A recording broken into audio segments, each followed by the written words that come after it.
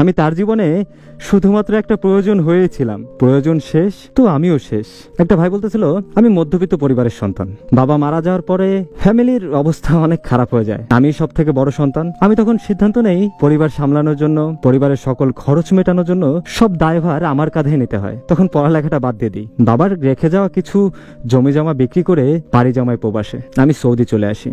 আসার পর এখানে কাজ করতে থাকি, সারাদিন রাত শুধুমাত্র পরিশ্রমই করতাম, যে অনেক টাকা উপার্জন করতে হবে, পরিবারের খেয়াল রাখতে হবে, ভালো কিছু করতে হবে, মাথায় নানান রকমের টেনশন কাজ করতো। আস্তে আস্তে করে পরিবারও আগের মতো সচ্ছল হয়ে উঠলো। তো হঠাৎই একদিন মেসেঞ্জারে একটা মেয়ের সাথে আমার পরিচয় হলো। কথা বলতে বলতে জানতে পারলাম যে আমাদের পাশের গ্রামেই ওদের বাড়ি। আস্তে আস্তে কথা বলতে বলতে আমি ওর মায়া জড়িয়ে পড়লাম। একটা সময়ের পরে আমি ওর সাথে কথা না বলে থাকতে পারতাম না, ওর সাথে কথা না হলেই পাগলের মতো করতাম। সারাটা রাত অনলাইনে বসে থাকতাম যে কখনো লাইনে আসবে, কখন ওর সাথে কথা হবে। তারপর ওকে মনের কথা বললাম, ও রাজি হয়ে গেল।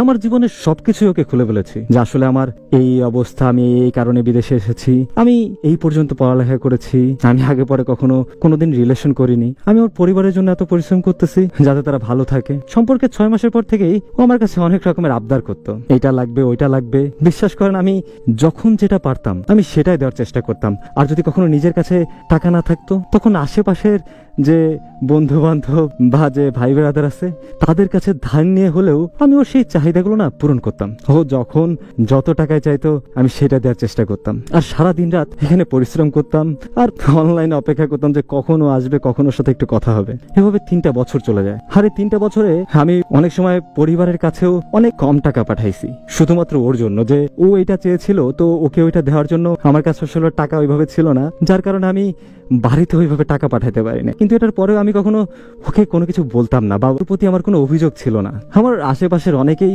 বলতো যে এই মেয়ে শুধুমাত্র তোর কাছে টাকার জন্য তোর সাথে কথা বলতেছে, তুই যখন টাকা দেওয়া বন্ধ করবি বা তুই যখন ওর চাওয়া পাওয়া পূরণ করবি না তখন ও তোর সাথে কথা বলবে না। আমি তখন সবাই বলতাম যে আরে না রে, ও আমাকে মন থেকে ভালোবাসে। 3টা বছরের পরে যখন আমি ওকে বিয়ের জন্য বললাম আমি দেশে আসতেছি, তারপর আমরা বিয়ে করে ফেলি, তখন ও মুখের উপরে বলে দিল যে আমি তোমাকে বিয়ে করতে পারবো না। আমি বললাম কেন বিয়ে করতে পারবে না, তাহলে এতদিন কেন আমার সাথে কথা বলেছিলে? তখন ও বললো যে তোমারও সময় কাটতেছিল না আর আমারও সময় কাটতেছিল না, এজন্যই দুজন কথা বলতাম, ভালো লাগতো কথা বলতে, এজন্য কথা বলতাম। এখন এটার জন্য তার বিয়ে করতে পারবো না। আমার পরিবার যাকে পছন্দ করবে আমি তাকেই বিয়ে করবো। আমার তোমাকে বিয়ে করা সম্ভব না, তোমার বাবা নেই, তুমি বাইরে থাকো, আর যে টাকা পয়সা ইনকাম করো এটা দিয়ে আসলে আমার চাহিদা পূরণ হবে না, আমি কখনো তোমার এই ইনকামে সুখে থাকতে পারবো না। তখন আমি বললাম যে আমি আর অনেক বেশি টাকা উপার্জন করার চেষ্টা করবো, তবু তুমি আমাকে ছেড়ে যেও না। কিন্তু ও বললো যে না, তুমি যদি চাও আমরা যেভাবে কথা বলতেছিলাম সেভাবে কথা বলতে পারি, কিন্তু আমাদের সম্পর্ক থেকে কখনো বিয়ে করা এটা সম্ভব না। আমি যখন অনেক প্রেশারাইজড করলাম যে আমাকে বিয়ে করতে হবে, কেন করবা না আমাকে বিয়ে, ও তখন আমাকে ব্লক করে দেয়। ওর আবদার মেটাতে গিয়ে